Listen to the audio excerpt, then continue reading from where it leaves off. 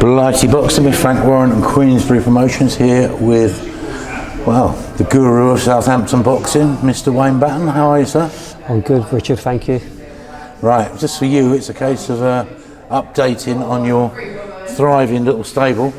And I suppose the place to start is that you possessed a fighter who brought boxing back to British rings in Mark Chamberlain. He was first back between the ropes back on July the 10th, I think it was, down at the BT Studios. That's right, yeah. And it was funny actually because I was looking at the card that night and there were two heavyweight fights on, plus Mark, and I was thinking, these fights could go a bit quick. And then Mark comes out, bang, bang, bang, against someone who came to fight. Clinical, emphatic performance. And I guess it's one you must have been pleased with. Yeah, I was definitely happy, and like you say, it's definitely going to go down a bit of history with us that we were the first fight back in this pandemic. And yeah, I was pleased with Mark's performance. It didn't last long, but like I say, it was a good win for him, and yeah, we're all happy all round. That was classical Mark, wasn't it? Like you say, he loves his power and he loves banging people out. But then we saw a different side of Mark in his second outing a couple of weeks ago. I'm trying to think of the guy's name now. 10-1. Sean Cooper from the Midlands. And he had to show a different side of him, and I thought he did show some calmness and composure as well. Yeah, definitely. Like I say, we've been working on that in the gym for a long time now. I've been trying to get him to settle down and box a little bit more, and he actually showed it against Sean. Full respect to Sean Cooper. Great little fighter, and it was a good step up for Mark. Mark still showed a bit of power and obviously put him down twice in that fight. But the most pleasing thing was that Mark, what we've been working on in the gym, Mark transformed to the fight that night. And that chopping down to the body was nice to see, wasn't it? Yeah, because obviously when Mark first comes to us, and obviously he liked to go, especially in sparring, he'd go headhunting a little bit. But obviously, the body don't move, and we've been trying to work on the body shots a little bit more, and it's paying off. The good thing is, after the last fight, he didn't seem too distressed about it, whereas before, when he'd been the distance, you can see that it's aggravated him.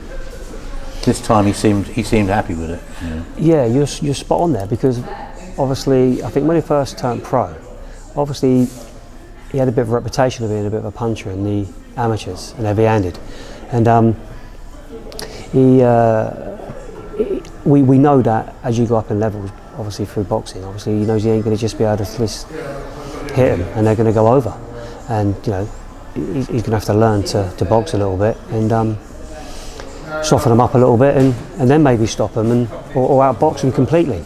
And for a tall southpaw like Mark, big at the weight, his boxing ability really should be one of his strong points and make every easy night's work really. In an ideal navigation, how would you like to see Mark being moved now? Because he is getting more experience, he's stepping up the levels, he's beating people with good records now. So, I mean, how would you like to see that plotted out? To be fair, from my point of view, obviously, I know what Mark's like. Mark's attitude is, if you offered Mark a title fight tomorrow, he would take it. Obviously, but it's my job as as looking after him, and is that I would like to see him have another 3 or 4 more fights, definitely at this sort of level, before we moved up to title fights. But having said that, if the right one does come along and it's something that we feel we're in with a good chance of winning, then obviously I'm sure we'll take it, because obviously I believe in Mark's ability and he does as well. So it's just about timing really. But in an ideal world, maybe another 3 or 4 more fights like with the Sean Cooper sort of level. A little bit above that, and then just see where we are after that. There's no rush, he's a young man still. You'd imagine that would probably, at that level, would almost certainly take you to sort of English title level, wouldn't it? Legal southern area. Yeah, definitely, yeah. Obviously, an English title or southern area in his next 3 or 4 fights would be ideal, really, yeah. Now then, you then got to have the debut of Joshua Frankham. I think that was it, York Hall, wasn't it? York Hall, yeah. There's been a little bit of talk about him. I mean, his relationship with Tyson Fury and things like that. He's a multi-time national champion. He went in with Kevin McCauley, and again, it's unusual to use these terms when describing your fighters, but he was pretty composed. He was, considering taking everything into account for that fight. Obviously, you know, I've been working for Josh for over a year now, and that being his first fight for 3 years, like I say, all the pressure on him with let's say with the Tyson Fury and the Frankham name, I think he dealt with it really well. But Josh's boxing IQ is second to none. Very, very intelligent fighter. And like I say, Kevin McCauley was a tough opponent for him for his first one. Yeah. He wasn't just moving him around, was he? No, you know, in my opinion, Kevin McCauley definitely tried to come and win that night. And obviously being live on telly, Kev being live on telly, and you know, most people want to try and prove a point. So, you know, I was a little bit surprised when Kev comes straight out and tried putting it on Josh. You know, we know the situation. Normally they come in and just try to fiddle him about and move around and survive. But he definitely come to win. But I think that brought out the best in Josh for his pro debut a little bit. He showed everyone what I see in the gym, that he you know, he's got a great boxing brain, he's got good IQ, and he's got great technique. First competitive fight for 3 years. Exactly, yeah. Live on TV as well, big audience, you know. Take a lot from it though, won't it? Definitely, yeah. I think the confidence he'll take from that is, you know what I mean, will be great, and we'll see it in the next one. Right, on to our favourite subject, the boy wonder, Ryan Garner. Can I go now? Just spoken to him, had a very honest conversation, and I said to him, you know, your trainer Wayne pulled you out of the last fight because you were too heavy. I said, is it now time, but you are getting tough love finally? And he sort of said, well, it's probably true. And that is the case, isn't it? You're not going to allow him to go near a fight unless he's 100% ready. No, to be honest with you, I think he was a bit shocked that I pulled him out so early. But when we got given a date, I sat him down. We had 7 weeks prior to the date, and I did say, you know, we've got to start. We want a straightforward camp, and we want to do everything right and properly, and we need to get your weight down slowly, and we start from now. So if you show me the weight's not coming down nicely, then I'll pull you out. Because to me, there's only one reason why it's not coming down. And you know, because we've got everything in place. We've got nutritionists on board. He's doing the training. So it's only one thing, and that's his personal life. So he knew that, and I made that decision. And, you know, with Frank Hopkins, and we pulled him out. Shock treatment. Yeah. It does seem to have concentrated his mind finally, doesn't it? Yeah, definitely. I've gone beyond thinking of what we can do to try and, you know, get him right. But I think it's down to Ryan now. He knows that now. So I think the next time you see Ryan Garner will be the Ryan Garner that is right. And hopefully we'll go on a run, and that'll be it. There'll be no more hiccups or no more mistakes, and hopefully that'll take him straight onto championship level. Fingers crossed. I mean, I think that's the sort of motivation and goal-led process that he needs, isn't it? Definitely, yeah, definitely. I think everyone's tried their bit. Even his gym mates in the gym. You know, we've got a good bunch of lads in the gym now, some good fighters, and they're all around the sort of like similar age. And we've got some good young ones coming through, and Ryan should be spearheading a lot of it, really. But these boys are starting to overtake him already. And you know, we all try and encourage him and tell him what's right and what's wrong. But I think it's down to Ryan now. He knows, and it's completely down to him. Levi Frankham, middleweight. Spoke to him months ago. Obviously, lockdowns happened, and I guess he's still waiting for his sort of licence process to go through. Is he? Yeah, it's a shame, really. I think because prior to us going into lockdown and with COVID, I think Levi would have definitely had his pro debut by now, or if not, had maybe 2, maybe 3.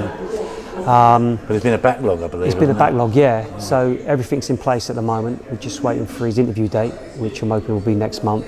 I know we're going into another lockdown, but hopefully they'll still, you know, go ahead with the interviews, and we get that ticked off and get that done, and then hopefully the plan would be to get him out early next year for his pro debut. It's a shame, but I mean, considering how long he's been working in here, but we are talking about next year now, and there must be a lot of young fighters waiting their licences are in the same boat.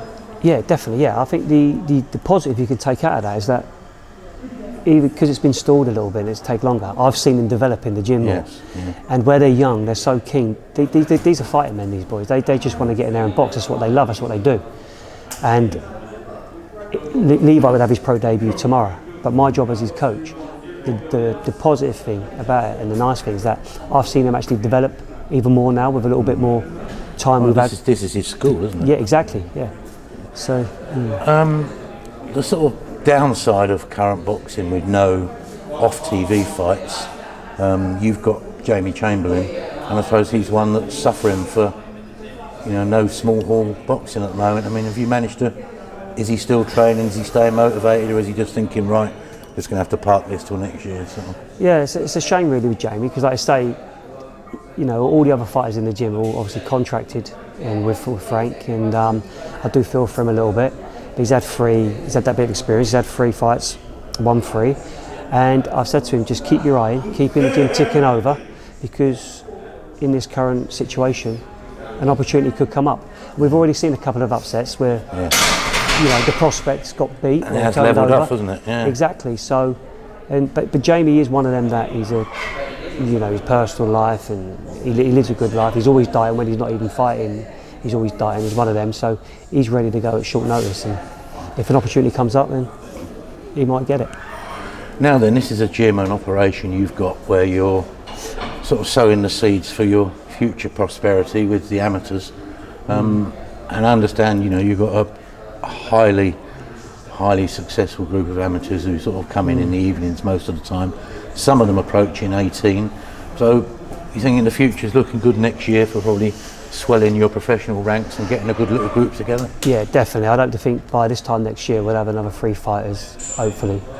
Frank will sign them. They're all good enough to sign with Frank. They'll be contracted fighters. So hopefully by this time next year we'll have another 3 young lads coming through who've been national champions and European medalists and that'd be great for you as well, wouldn't it? Because I mean, like you say, you want 6 or 7 probably, don't you? So you and Lee, you've got the extra help. All right, it's all right. Take care, buddy. See you tomorrow? Yeah. Okay, yeah. All right. See you, Ryan. Don't be late. I'll ring you here. All right, you're in. Okay. All right. Yeah. So I mean, they'll really feed off each other, then, won't they? Do you know what? It's like you say, I like to have an half decent sized stable, which is nice because there's a good atmosphere, a good environment, and obviously I've got a couple of other assistant trainers now helping me out who's coming through as well. So obviously that's the most important thing really, because if it was just me on my own, then obviously I wouldn't want to take on too much, because I wouldn't want to, I don't want to be overloaded with work, and I want to really concentrate and prioritise the boys that are already with me. But luckily we've got a couple of other good coaches with me at the minute, so we just see how things go. And But if you sort of bring through 3 national champion type amateurs plus what you've got, I mean, that's a real high level of young fighter you've got in the group, isn't it? I mean, like I say, Ryan's almost the old boy, isn't he? He's only 22, 23. 22, yeah. And like you say, he should be. He's the eldest of the gym, really. Yeah. And like you say, he should be spearheading it all. But he's a healthy young stable, really. Yeah. So the future is bright, really. Yeah.